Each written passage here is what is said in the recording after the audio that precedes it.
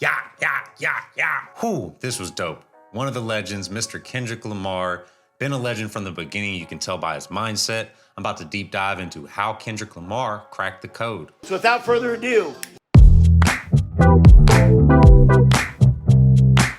hit that smash button and like it. Subscribe, it's awesome. What's up, everybody? Garrett from Track Sounds here, multi-time Billboard charting music producer and music marketing expert, here to give you some insight onto how artists have made it. We're talking about my Crack the Code series. We're gonna look into old interviews, some of the first ones probably never been seen before by some of you, and look into their mindset and talk about why, looking forward, they were successful with these methods. I do have a question of the day for all my Kendrick fans out there, which is probably a lot of you. What's your favorite Kendrick Lamar collaboration with other people? Let me know in the comments below which one's one of your favorites. I love to hear the answers, and I have quite a few of my favorite ones myself. I'll drop them in the comments as well. So I got to dive into a lot of these older interviews of Kendrick before the days of him blowing up and right on the cusp of him getting to that superstar level. 3 keys that I found really important that he talked about in a lot of interviews was his consistency, him separating himself from his competition, and then the third thing was really telling his story and connecting with fans. Let's break down each point and get into it. Okay, here we go. Got the big fancy studio. Oh shit, watch out. Got the big fancy studio in here. We're upgrading every week, as you can tell. So please like, comment, subscribe to help me grow this studio and pay these electricity bills, because man, I can't do it anymore. So let's check out some of these older interviews, and we'll talk about the first point, which is consistency. This is one of the oldest Kendrick Lamar interviews I could find, probably the oldest one. I think he's 17 in this interview. It's an unreleased dub CNN interview that somehow made its way onto the web, but there's a few good points in there. Let's talk about it. Okay, I've been hearing your name pop up a lot. What have you been doing, as far as getting your name out there? These streets, man. Steady grinding. He looks so young. Mixtapes, freestyles, hopping over everybody else's mixtapes. Probably heard me on the Cypher Game mixtapes. Just buzzing the streets, man, keeping it low. Okay, how do you view the internet as a promotional tool? The internet is a big promotional tool, man. It's a site to broaden out your music, man, instead of just keeping it boxed in locally, you know what I'm saying? So everybody else can hear it all around the world instead of just your neighborhood or whatever. So even from that quick point, you can see Kendrick's mindset that he was gonna flood the streets and stay super consistent with the amount of material he was dropping. He stayed very true to that, as you've seen over his crazy work ethic release, especially at the beginning of his career when he was a little more free to drop as much music as he wanted, building his fan base.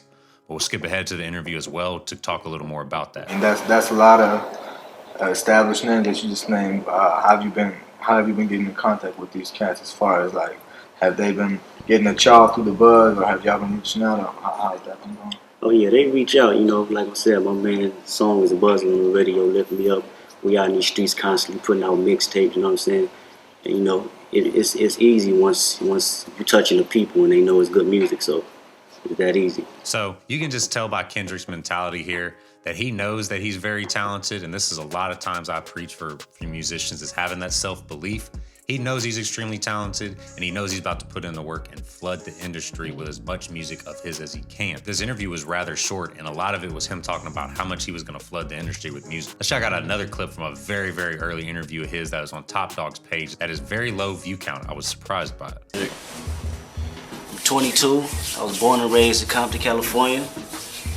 I love music. I think I was put on this earth just to do music. I think that everybody has their mission to set out what they want to do or what they supposed to do in life. I think God made me to spread my voice to the world, straight up. Why the name change from K-Dot to Kendrick Lamar? Nigga just felt like I need people to know. So you can see even young Kendrick had a tremendous amount of belief in himself. I believe consistency and mindset go hand in hand. A lot of that will push your consistency, and your consistency will push your mindset, because it's very hard to get that results without the consistency.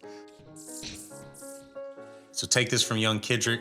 Make sure to flood the music, high quality music, and to really believe in yourself. So the second key that Kendrick really hit home with a lot of these interviews was the fact that he wanted to separate himself from his competition. Let's go back and look at that Dub CNN interview for another small piece from there. That's coming up right now, trying to make it. What are you trying to do to separate yourself from everybody? To separate ourselves, well, I say as a camp, that's what we do. Okay. Me and Jay, we separate ourselves from everybody. I say just bringing a pure form of artistry to the music game. Everybody is said they own genres of rap, gangster rap, He's very happy team rap, inclusive. commercial. We doing everything, you know what I'm saying? one-dimensional, you know what I'm saying? So you can't put no label or no title on us. We just been true to ourselves and expressing ourselves on these records. That's everyday life, pure artistry. So as you can see, he already is super enamored with the quality of music and the quality of his product he's putting out. This is something he wants to be distinctly distinct from everybody else. He is not trying to put out cookie cutter stuff. He's not trying to put out music that is going to be in the microwave, basically. And you've seen this through the test of time of Kendrick's career. He has always pushed the boundaries of his music and creativity in his videos and everything else. We're going to check out another interview from the Goodie Bag that did not have many views on it. That was a very early release. A little later, a little newer than these interviews. I want to say this was circa maybe 2011. The other artists. I think a lot of people just really can't classify my music.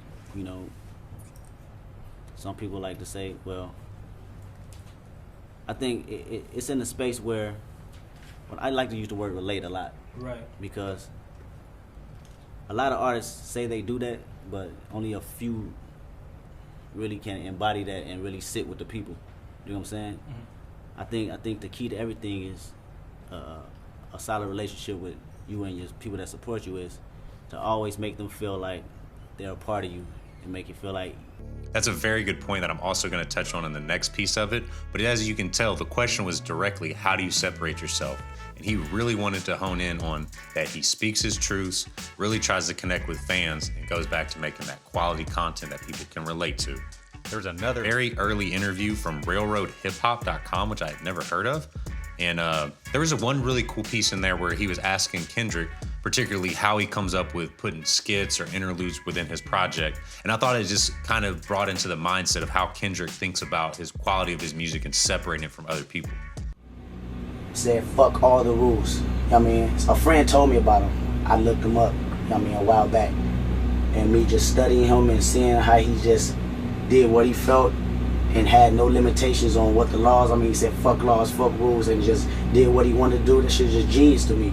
And I almost like to pattern my music the way he did it, you know what I mean, did his photography, you know what I mean? So when I did the hard part too, and I put them emotion on there, it felt like I was breaking all the rules, you know what I mean, when I said this type of shit I say and how I present myself on the track. So I felt it was only right to put a cat like him on the beginning of it to make it all come together at the end, you know what I mean? A lot of people don't know about Dash Snow, but that dude's a fucking genius. So this is a really cool segment to see Kendrick talking about this, because separating yourself from artists, a lot of that comes from attention to detail. He was able to draw emotion from a totally different person from a different time, invoke that emotion in his own music, and also separate his music at the same time using attention to detail. Little small things can make your project stand out above others tremendously a lot of times. Third thing Kendrick did really, really well was he always has told his story, and he is very, very good at connecting with his fans and making his music relatable in the best sense that he can. I want to go back to that Goodie Bag interview right where I cut it off earlier